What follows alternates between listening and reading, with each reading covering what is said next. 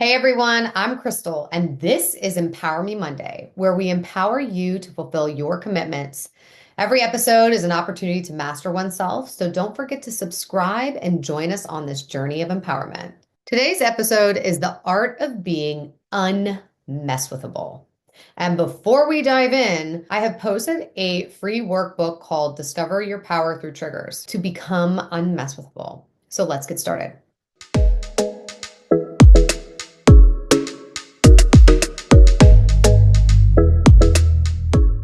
Being unmesswithable means being so grounded in who you are and your purpose that others' opinions, challenges you face, or circumstances, or even what people say can't derail you. It's not about arrogance, it's about unshakable belief. So, by the end of today's episode, you're going to have practical steps to cultivate resilience, master your emotions, and live in alignment with your unmesswithable self. So let's just start with the foundation of being unmesswithable. Number one, you need to know your core values. Unmesswithable people know what they stand for.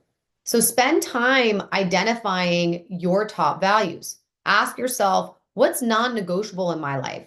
What principles guide me? Now you can take out your journal and write down your top commitments in all of the various areas of life. Then next to each commitment, you want to identify a value that you and others must embody that would automatically give you that outcome. So create a list of values that resonate deeply, like integrity, peace, growth, authenticity, whatever it is. Number two, you want to embrace radical self-acceptance. You are not everyone's cup of tea, and that is okay. You don't want to be. You just need to actually accept that. Accept yourself fully, flaws and all. The less you seek external validation, the more unmesswithable you become. And how you could do this is you can start by making a list of all of the things that you currently do not accept about yourself. All of those things that you're trying to fix and change, and go down the line and start accepting them. It doesn't mean that you're stuck with these results. That's not what acceptance means. It's actually your access to power and transformation. But until you actually accept it, you're resisting it. And what you resist persists. I'll drop a video link here for you to learn more about radical self-acceptance. Now, number three, you need to cultivate internal peace. When you cultivate peace within, external chaos won't disrupt you. Meditation, prayer, mindfulness, and gratitude really do help create inner calmness. So you can start with just 5 minutes a day of meditation in the morning. And if it's not meditation, like I said, prayer, journaling, connecting with the earth, whatever it is, whatever your flavor, you just need to practice it consistently and do it every day. No days off for 90 days. You will build inner peace. Next, we need to talk about emotional mastery. And to do that, you must first feel your emotions without becoming them. Being unmesswithable doesn't mean ignoring your feelings. It's actually the opposite. It means feeling them fully, acknowledging them, and letting them pass or express without attaching yourself to them, without making it mean anything about you or the world. So when you get triggered, pause and ask yourself, what am I feeling? And then, where is this emotion coming from? The workbook that I've dropped in the description box will totally help you on this. And I will also link another video here. Number two, you want to set emotional boundaries. Not every situation deserves your emotional energy. You need to learn to say no to what drains you and doesn't align with your commitments. That's actually self-respect. And then you need to say yes to all the things that do align. So the easiest way to do this is ask yourself, when you're proposed with something, does this align with my commitments? Will this help me fulfill that commitment sooner? If yes, then do it, even if you don't feel like it. But if it's no, then don't do it, even if you feel like doing it. Just make sure that your actions are aligned with your commitments. Three, you want to reframe disempowering thoughts and beliefs. Your thoughts shape your reality. So when faced with challenges, you might need to reframe any disempowering thought to one that actually empowers you. This is not about the truth, it's about empowerment. So, something that you could do is use mantras like, I am bigger than any problem, because you are. I am capable. I choose to focus on solutions and growth.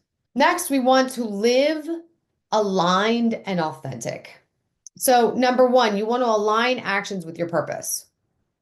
When you live in alignment with your purpose, distractions and negativity lose their power over you.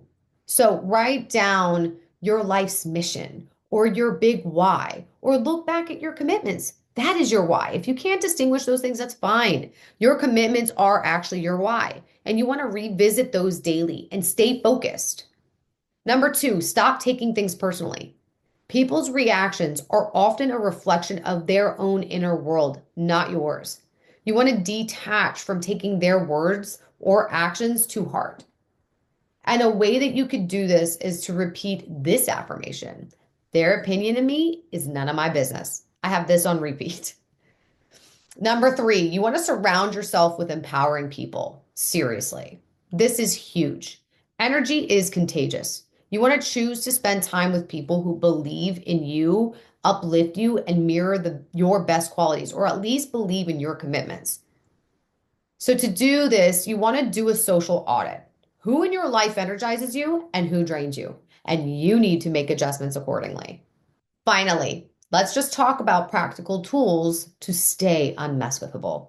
Number one, intentional practices. You want to start your day with rituals to set clear intentions for yourself to live out that day and to remind you of your power. Meditation, prayers, affirmations, like we talked about before, movement, anything like that.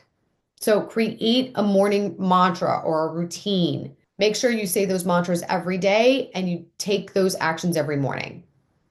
Number two, the reset button technique. When life throws a curveball, because it will, imagine hitting an internal reset button. Take a deep breath, center yourself, and move forward intentionally. So, what I like to do is rub my fingertips together and feel my fingers because it brings me back to the present moment.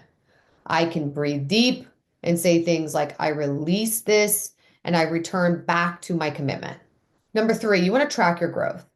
Seriously, measure your progress in becoming unmesswithable by tracking how often you stay calm and aligned, even in a challenging situation.